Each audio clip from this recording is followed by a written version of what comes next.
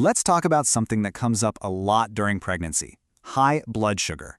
You've probably heard the term gestational diabetes, and maybe it sounds a little intimidating. But honestly, understanding it is the absolute key to a healthy pregnancy. So today, we're going to walk through exactly what it is and how it's managed, step by step. And just to give you an idea of how common this is, look at this number: 1 in 6. Globally, 1 out of every 6 births is affected by high blood sugar during pregnancy. We're talking about over 20 million mothers and babies every single year. So yeah, this is not some rare condition. It's a really important health topic, and we're about to break it all down. Now, for most women, this is a temporary thing. It's a condition that pops up during pregnancy, and usually it goes away right after birth. It's called gestational diabetes, or GDM for short. And the really great news? It's totally manageable. And that whole journey starts with one simple routine test. So, what is it exactly? Well, the official definition is right here: any degree of glucose intolerance with onset or first recognition during pregnancy. Okay, let's unpack that. Glucose intolerance is just a fancy way of saying your body isn't handling sugar as well as it normally does. And the key part is that it's first spotted during the pregnancy.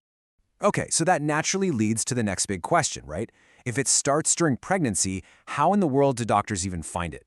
Well, the answer has actually changed over the years to become way safer and much more reliable for everyone involved. The way we do it now is based on a really powerful idea: universal screening. Instead of trying to guess who might be at risk, the guidelines now say, let's just test every pregnant woman. Why? Because risk factors aren't always visible, and this approach makes sure that absolutely no one falls through the cracks. It is, by far, the safest way to protect both mom and baby. And the test they use for this is called the Oral Glucose Tolerance Test, or OGTT. The easiest way to think about it is like a little stress test for your body's sugar processing system. The whole thing is pretty straightforward.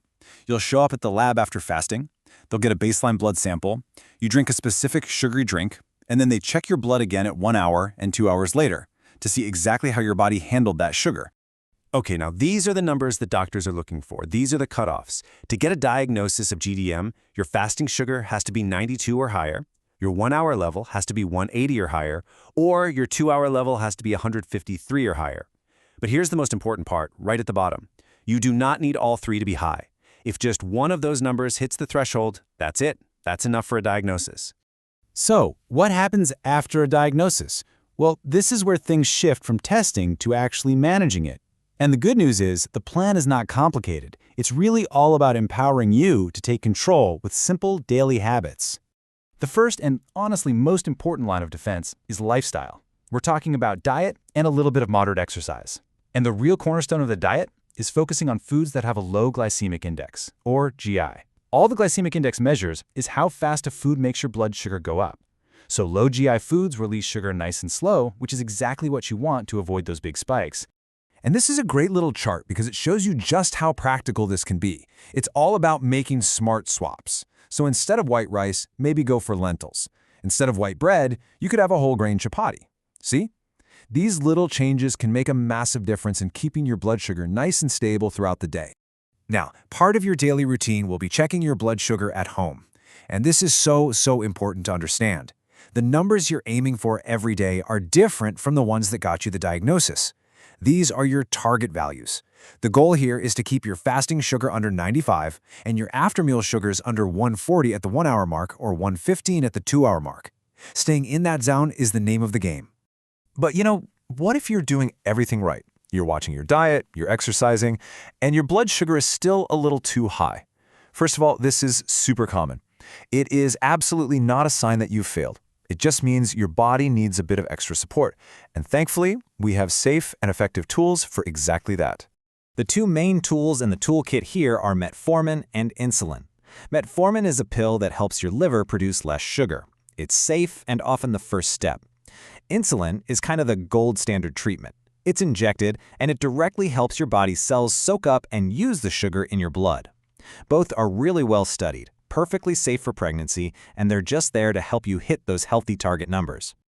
Now, if your doctor does recommend insulin, I know it can seem like a big deal, but what this chart shows is that it's not guesswork. There is a clear, structured plan for figuring out the dose.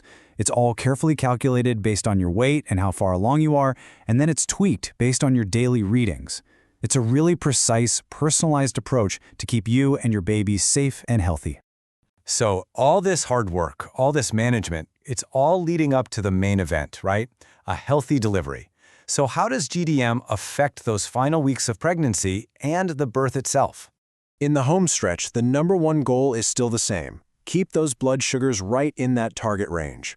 If the GDM is well controlled, the plan is usually to wait for labor to start on its own, somewhere around 38 to 39 weeks. And while a vaginal delivery is always the goal, the health of mom and baby comes first. So a C-section might be planned if there are other issues or if the baby is growing a lot larger than average.